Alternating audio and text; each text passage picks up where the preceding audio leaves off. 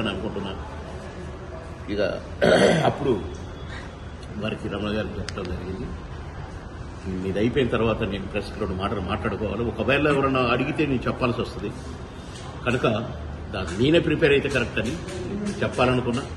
రాజీనామా చేస్తున్నానని చెప్పిన బీజేపీలో ఇక నాకు ఎలాంటి సంబంధం లేదు, మెంబర్షిప్తో సహా అన్నిటినిగా కూడా నేను అన్నిటికీ రాజీనామా చేస్తున్నాను. తోడు పోవాలని చూశారు. బీజేపీ ఏ పార్టీ అయినా నా పార్టీ గెలవాలని చూస్తుంది, కానీ బీజేపీ ఓడిపోవాలి అని చూసే పార్టీని ఈ పార్టీనే చూస్తున్నాను, ఈ లీడర్లనే చూస్తున్నాను.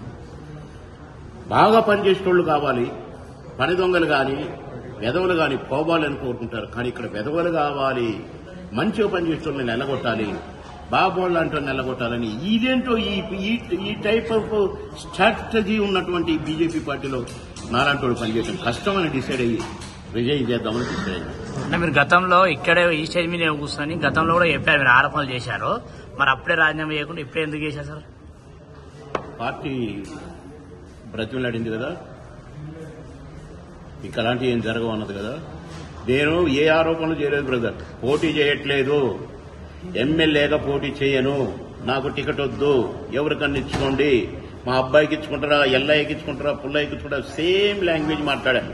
బాబు మన భాషలో తప్పులుండవు బ్రదర్, ఒకటి చెప్పి ఇంకొకటి మాట్లాడటం ఉండదు బ్రదర్. అప్పుడు నేను ఎవరి మీద ఏ ఆరోపణలు చేయలే.